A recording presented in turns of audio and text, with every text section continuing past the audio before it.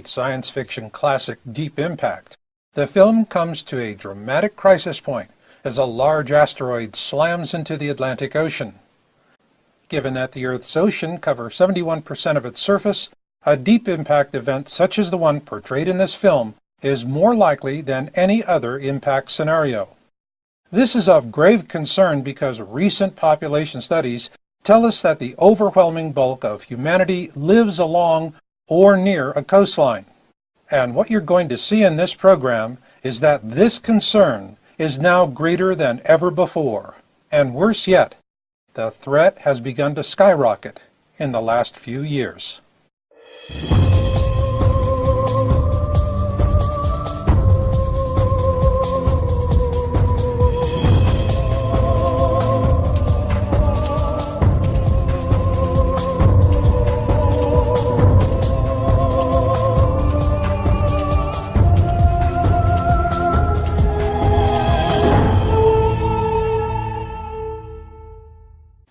Deep within each of us is a racial memory of rocks falling out of the sky and killing people. And sometimes it's a little difficult for us to handle. So like children, we turn on all the lights, lock the closet door, jump into bed and pull the covers over our heads and say, if the monsters can't see me, they can't hurt me. Well, you know, there is a little bit of truth to that because asteroids and superbolides cannot see us. But that will not stop them from killing us. On February 15, 2013, a superbolide meteor blindsided everyone on the planet, including NASA and the Russian Air Defense System. Entering Earth's atmosphere at a shallow angle, it growled through the skies at 60 times the speed of sound and detonated over a remote region of the Chelyabinsk Oblast at an altitude of 18.4 miles above the ground. Thankfully, nobody died, but nearly 1,500 people were injured, including 311 children. There were a few serious injuries, but most were hurt by glass falling on them, or worse, having shards of glass blown into their faces by the detonation as they looked out their windows to see what was growling across the sky. When the superbolide detonated, it was momentarily 30 times brighter than the sun, which caused hundreds to suffer eye pain and temporary flash blindness. This is because when the Chelyabinsk superbolide detonated, it released 30 times as much energy as the little boy uranium bomb dropped on Hiroshima on August 6, 1945. One can only imagine the death and havoc an event such as this would have created had it detonated over a major city like Paris, New York, Moscow, or London. And so as the story faded from the front page, as all stories do, it was out of sight and out of mind for most. But for a few in the science community, the event triggered a new awareness that perhaps we'd become complacent about the threat of an impact event. Nonetheless, when it does come, and it will do so with a vengeance, what will you do then? Where will you drive to when the streets become parking lots? And where do you hide from a mountain of water? Nowhere. This is why in the first program in this series, Planet X 101, Who, What, When, Where, Why, and How, we presented our initial analysis of fireball observation reports. Our source is the American Meteor Society, and you can learn more about this reporting site at amsmeteors.org. For over a year we've been studying their reporting data, and what it told us is that for those living along a coastline, it's time to bust a move inland. In my case, it was from Santa Cruz on the northern California coast to Reno, Nevada. But that's just me. As for you, if you live along a coastline and you're watching this, then I also suggest you visit our site at yowza.com, that's YOWUSA.com, to read my article, It's Time to Bust a Move. Then you decide for yourself. In this program, we're going to give you a detailed analysis of AMS Meteor Observation Report data. Let's get started with yearly trends.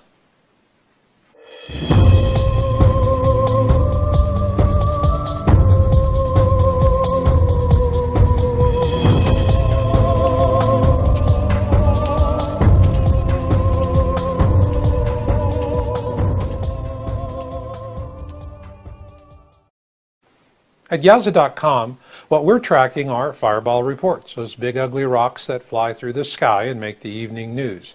And this year started with an interesting twist, so to speak. So let's get caught up. The AMS reporting data presented in our first program in this series, Planet X 101, Who, What, When, Where, Why, and How, was through to October 2013. In this program, we'll update that to include the first quarter of 2014. So let's get started. Here we see the complete actuals for all of 2013. Based on those 2013 actuals, here are the monthly estimates for 2014. Now let's see how the 2014 estimates compare with the first quarter of 2014. In January, the estimate is spot on. The actual for January is consistent with the estimate based on the prior year actual. However, in February, we see a drop, not only from the estimate, but from the February 2013 actual as well. Again in March, we see the same thing as February. The actual is below the estimate as well as the prior year actual. So what could account for this? First off, we're not talking about meteor showers like the Perseids, which many of us enjoy watching on warm August nights. Rather, we're tracking fireballs such as the one observed over Japan in January of this year. Large, solitary rocks that come screaming out of the heavens. With that in mind, here is one explanation for the first quarter drop in fireball observation reports. As we've reported, we're tracking an approaching second sun in our system. Astronomers have named it Nemesis. It is the core of what we refer to as the Planet X system. Nemesis is a brown dwarf companion to Sol, with its own planets and rings as well. To illustrate one explanation for the drop in the 2014 first quarter fireball observations, let's use this illustration of the rings of Saturn as the backdrop for our example. In this case, the data could be telling us that Earth is now between the bands. Therefore, we do not really know what is coming next. Another bigger band? Or could it be over? With either scenario, the terms coincidence and natural variability come to mind. They did for us, and for that reason, we dug hard into the data. And here is what we found.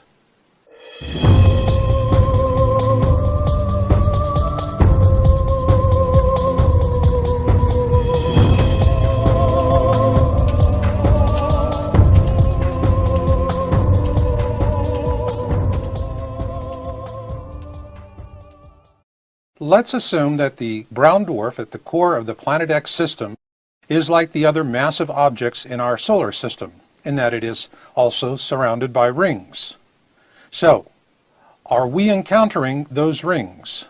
If so, how would it be expressed in the data? Let's see. For the purpose of this study, we're going to use a line graph instead of a bar chart. And here we are starting with the 2013 to 2014 actuals based on current AMS reporting data. Using this data, we can project through to the end of 2015, and this shows a steady uptick. Then when we extend the projection out to 2016, we see an even greater uptick happening. And finally, when we go to the end of the projection in January 2017, the trend does appear ominous. With this in mind, let's see where the Chelyabinsk superbolide that detonated over Russia on February 15, 2013 fits into this picture. Here we have added the Chelyabinsk superbolide to our previous timeline. What it shows is that there has been a steady uptick in actuals since that event. However, when we expand the timeline to cover the period 2009 through January 2017, this is when we really begin to get a sense of what is happening. This is not coincidence, nor is it natural variability. And if you're living along a coastline, you should be concerned. Now let's take a look at multi-state observations.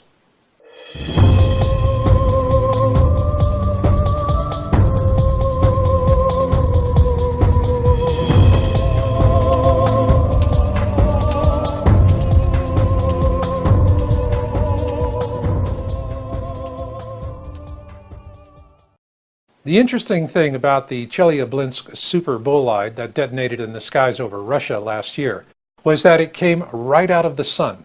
And so both the Russian air defense system and NASA were completely blindsided. This is why we take a special interest in multi-state fireball reports, as these tend to be large fireballs or superbolides with shallow trajectories such as the Chelyabinsk superbolide. It's not uncommon to see reports coming in from 3 or 4 states for these large fireballs, or in some cases, 2 or more countries. So let's see what the data tells us. Here we see the updated actuals for all of 2013, which tracks closely with the yearly trends we saw before.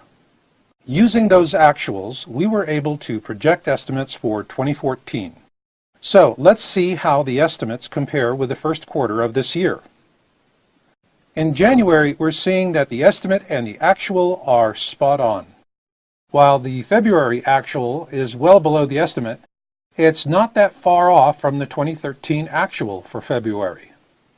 And in March of this year, we see that the actual is on par with February, but significantly lower than the actual for 2013 as well as the estimate for this year.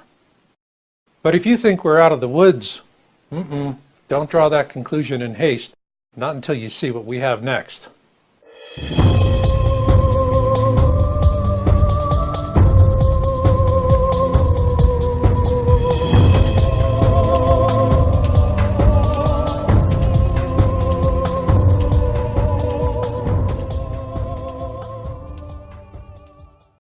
The AMS dataset is very rich with many different types of data, but the one that really gets our attention the most are called huge events.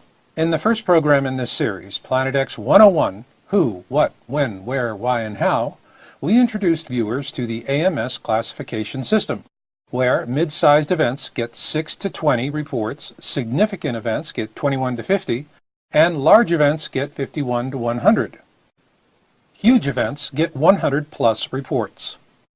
The huge classification is usually reserved for the biggest, brightest, and noisiest space rocks. These are the ones we need to worry about, so let's take a look at the trend data.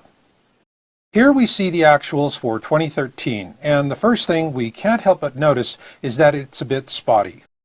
Then, using the general trend projection, we created 2014 estimates for huge events. So let's see how the estimates fit with the actuals so far for this year. With January of this year, what we now see is a reverse in the earlier trend data for the first quarter, which shows several reporting types with lower values. Then in February, a surprise. Since there were no prior year actuals for this classification, we could not make a prediction. Nonetheless, there were 2 huge events in February. It's also interesting to note that there were no huge events in March. So was February a fluke? We wondered about that ourselves. But as we were finalizing our study, a huge event occurred in April. Like February of this year, there was no estimate because there was no prior year actual.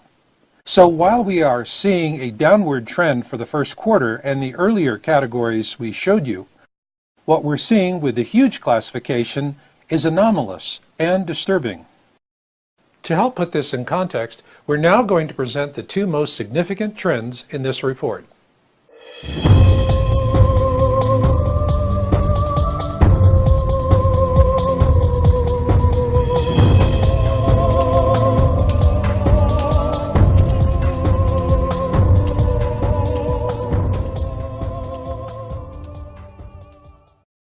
We're now going to show you the 2 most significant trends, huge events and multi-state events. We are going to use 2013 actuals for multi-state events and huge events to set a baseline for this comparison. And here we see the addition of the 2014 estimates, which track closely with the 2013 actuals. With this in mind, we are going to see how the first quarter of 2014 compares with the 2013 actuals and 2014 estimates. Here we see that January 2014 is right on track with the 2013 estimate for multi-state events, but a little higher for huge events. For multi-state events in February 2014, we see a drop below the 2013 actual level. However, huge events are still significantly above 2013 actuals and 2014 estimates. In March, we see the downward trend for multi-state events has leveled out a bit. But on the other hand, it has plummeted in terms of huge events. Once again, we factor in the late reporting data for huge events in April of 2014, and we see an uptick that does rise above the 2013 actuals and the 2014 estimates, while at the same time, we're seeing a virtual flat line on multi-state events. In terms of similar reporting outside the U.S., we did not find any sources as competent or as thorough as the American Meteor Society. But this is what we did piece together. There was no significant reporting of fireballs until September 2013. Since then, we've been able to follow two principal areas. In Europe, we're seeing multi-country reports that span all the way across Europe, over the UK, and some even as far as Ireland. In Oceania, we're seeing multi-country reports that span the distance from New Zealand to Australia. These observations are based on the timestamps of the reports. Given that 71% of the surface of our planet is covered by oceans, we believe that unless these trends dramatically reverse themselves this year, there is a high likelihood of a deep impact event in our near future. This was a key factor in my own decision to bust a move from the Santa Cruz area of California to Reno, Nevada. Now, for those of you living along a coastline, I hope you take the information presented in this program to heart and that you do the same. And just remember, every day of procrastination is one less day of survival options. And I'll leave it on that note. So until the next time we meet, remember Marshall's motto, destiny comes to those who listen and fate finds the rest. So learn what you can learn, do what you can do, and never give up hope. This is Marshall, and I'll catch you on the backside.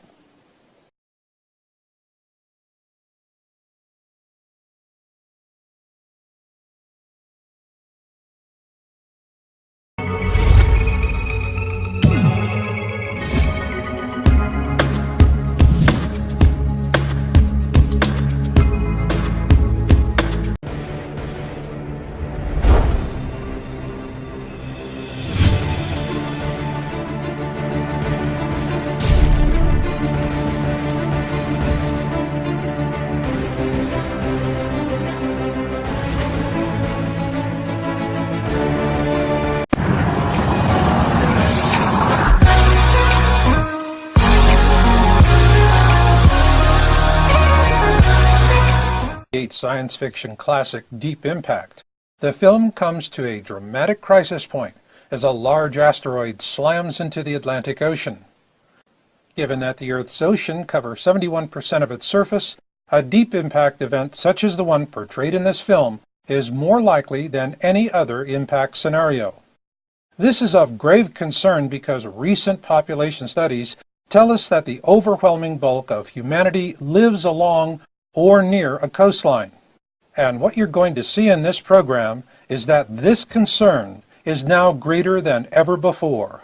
And worse yet, the threat has begun to skyrocket in the last few years.